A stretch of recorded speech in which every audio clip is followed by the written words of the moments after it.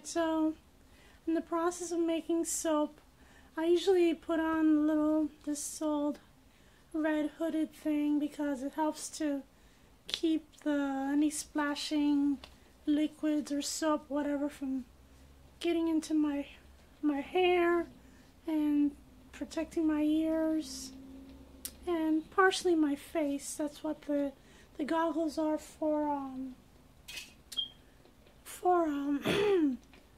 protecting your eyes. Obviously, you wouldn't want to go blind from some little stray drop of lye going into your eye. And obviously your mouth, you know, just try to, some people put a face mask over their face. I don't find that necessary. Let's see. And also you use gloves. These are just regular, these are not rubber, they're the other one. Anyway, these are disposable gloves, which I use this time, but you can get like those regular rubber gloves that you use for washing dishes. And that's basically it. You just really treat lye with a lot of respect. A lot of respect. I wasn't even trying to get y'all involved in this, but I figured somebody might need to know. So I'm making soap. I had like some bars of soap that I hadn't used and I didn't get to sell. And it's been more than 2 years, I think. So I said, well, maybe I should just rebatch the soap. So I grated it up. And so that's what this is. However, I also put in the amount of fats and oils for 2 pounds of soap. So I put the oil in here. I actually heated it up.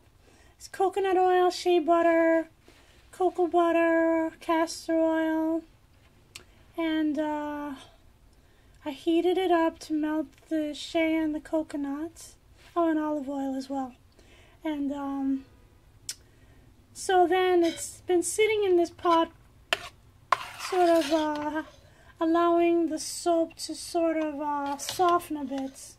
Because what I'm going to do, I'm going to dissolve some lye in this water, and then I'm gonna put that in here, and then make the soap as if it was just a batch of soap, straight. However, I'm making a rebatch soap with fresh soap.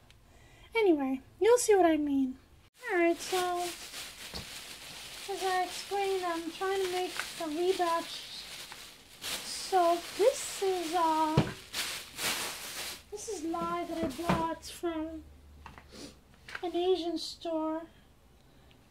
It was kind of peculiar that you would find that at an Asian store, but there you had it. You can't get it at any normal hardware store in this country anymore, it seems. But you can go to the Asian store in that location. Anyway, this is exactly 4 ounces, and there's 12 ounces of water in here. This is making a chocolate mocha soap, shampoo soap. So this is actually coffee, powdered instant coffee. And I'm gonna mix the lye into the water, but I also need to make sure that I don't. Oh my God, I'm so scared. I like to have a fan handy because a lot of times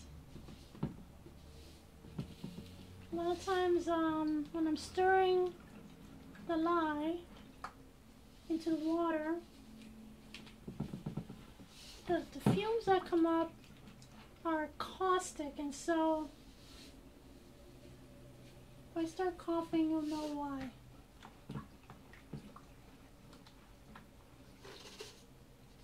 I like to try to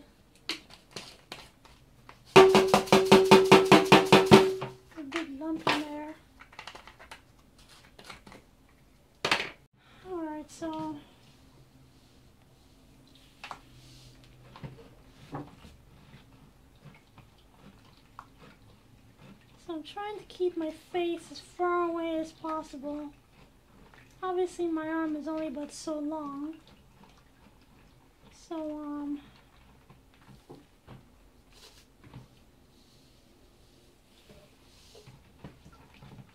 this is how I'm doing it. And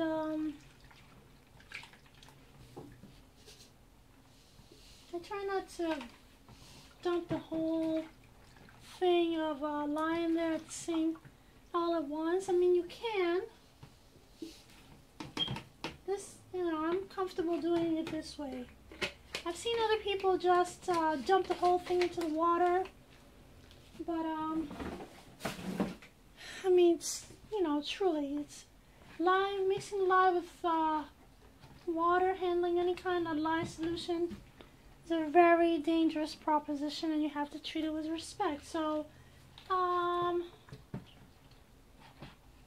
of course, that's not to say that you shouldn't use it. If you use lye responsibly, then there's no problem. Anyway, I'm just gonna fan the fumy caustic air away, and then I'm gonna take this cutting board and just cover it so that it's not making any more, it's not bringing up the fumes. Anyway, this recipe that I use calls for a little bit of silk, which I bought this on eBay. This is beautiful stuff. It's almost a shame to use it in soap, but anyway, you put the silk in the soap for making shampoo, because that's what makes, you know, the protein in the shampoo in the silk binds to your hair, and it causes your hair to be more, I guess it strengthens your hair. So anyway, I'm just going to put this straight into the water with the lye, dunk it in there, and allow it to dissolve. It will dissolve in the water. I'm just going to show you real quick. There is the silk in the water.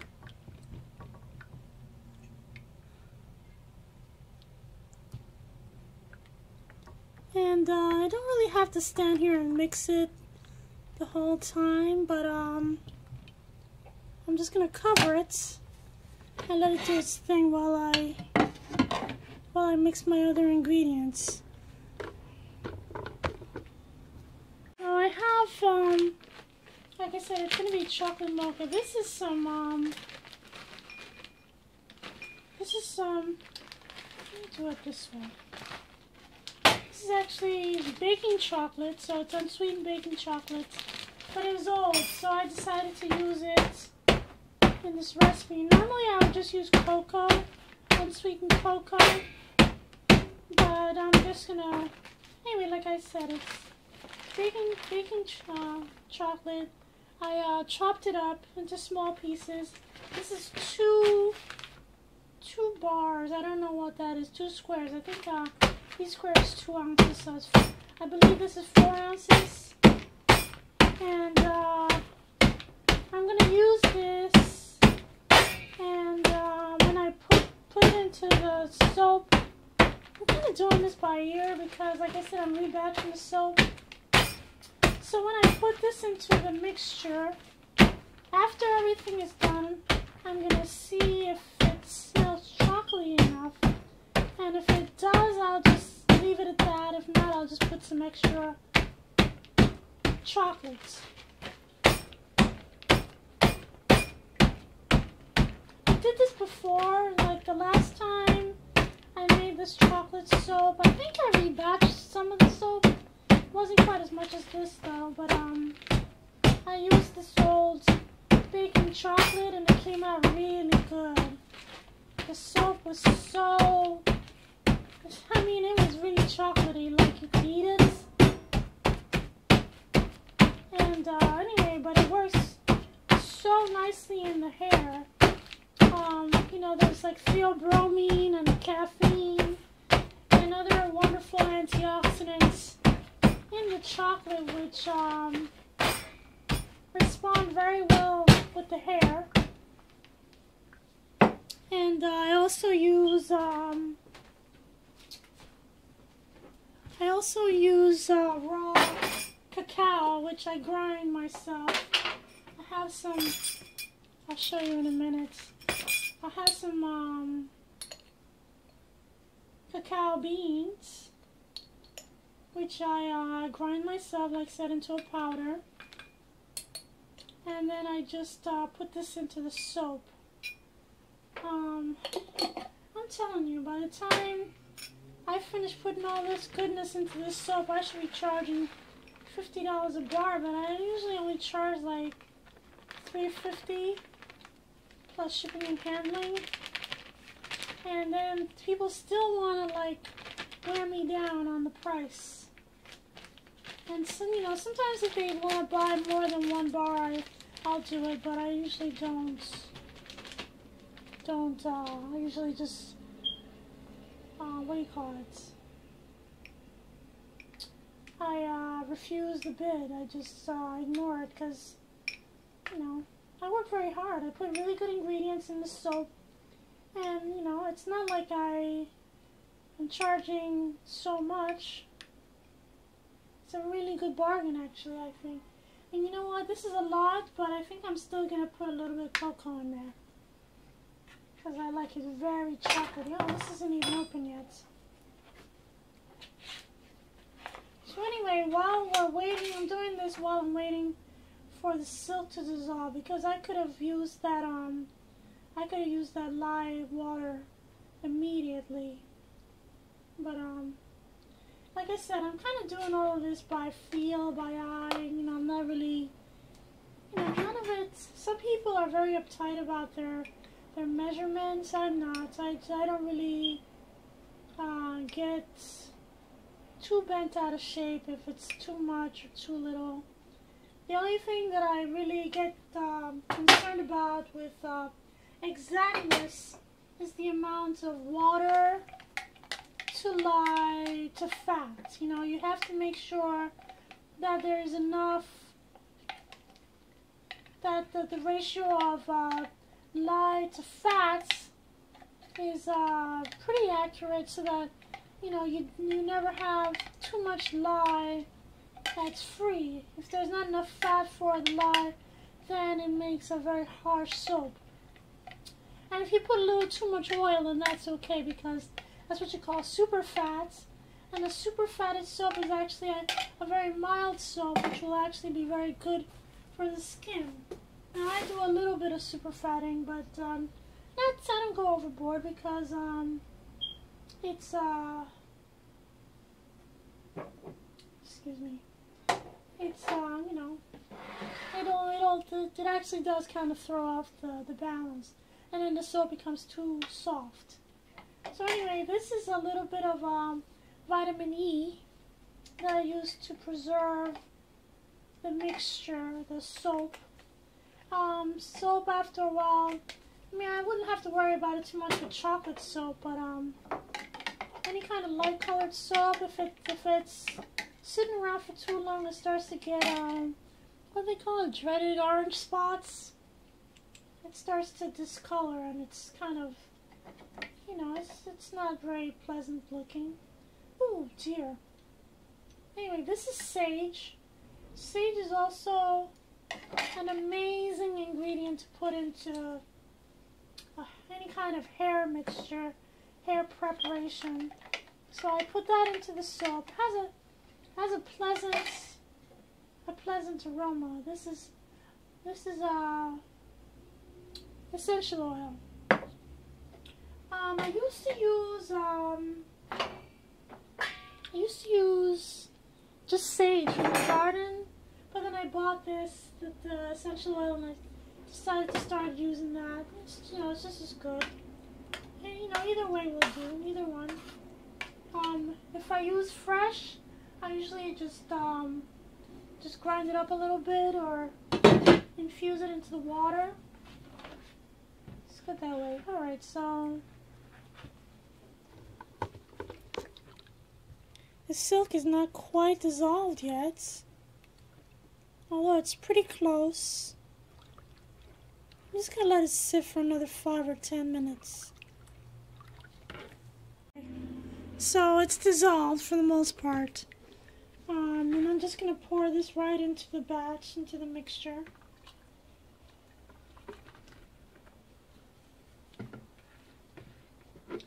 So basically this is 2 pounds of oils. Like I said, it's castor oil, shea butter, coconut oil, olive oil, and a little bit of cocoa butter. Alright. I like to make sure that I'm rinsing things as I go. I don't want to have any raw lye sitting around waiting for somebody to get in trouble with. So, alright, so now I'm just gonna like mix this in a little bit. This is I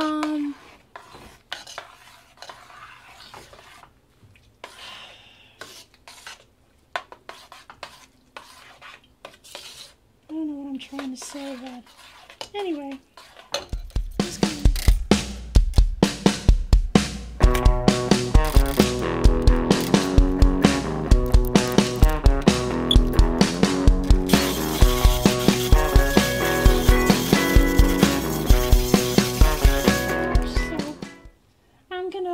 I lit the stove under the this pot here. I'm gonna reheat it a little bit because I think that the fat got a little cold, and I want to make sure that the soap that's already made dissolves into the new soap that's being formed now. So I'm just gonna heat this up just a little bit, just gently, very low heat, and keep stirring. Intermittently stirring by hand, and then stirring with the hand blender. The dissolved coffee is going to go in after a short time. Or I should say, you should put this in fairly close to the end of the soap being formed, because I put the essential oil in there, as well as the vitamin E. That stuff, you don't want it to cook, and you don't want it to bind with the soap that's forming. If you put it in at the end, then it stays free, and it actually will impart its goodness to you rather than just become part of the soap and get washed down the drain. Anyway, I'm gonna keep doing this. I don't know if you can see the texture changing, but it looks like oatmeal right now, as opposed to before. You could kind of see all the individual shredded pieces of the old soap. So right now the soap is melting. The old soap is melting, and the new soap is doing its chemical process to become neutral. Right now, everything is still very free. That is to say, the lye is still not all necessarily bound to the fat, and so it's still not necessarily soap yet. It's just, as a matter of fact, right now I can see, now that it's heating up, I can see the fat sort of separating, which is a good thing, because that way I know that it's not ready and I have to keep working at it. Sometimes you get kind of like a false what's the word I'm looking for? Oh my god, I forget the word. But anyway, when the soap is ready, it basically just solidifies, starts to solidify. It looks like a nice vanilla pudding, sort of. and this is how you know it's done. But sometimes it's not quite ready. It'll do the set, but then it'll start to, if you let it sit for a couple minutes, then everything starts to come away from each. It starts to separate the fat and the lye again. And then when it starts to come back together again, that's when you know you have a true set, a true well-formed soap. Man, what is that word? I can't remember. Anyway, it's looking pretty good though. All right, so I'm gonna start to use the hand blender again, instead of just hand stirring.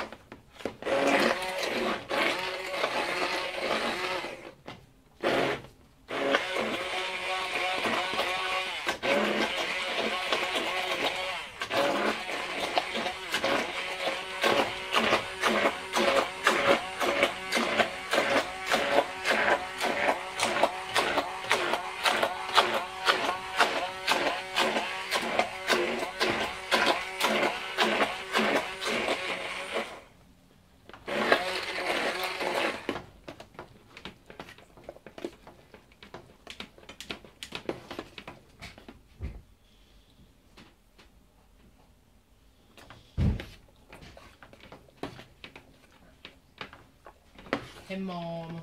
Hey, Zach.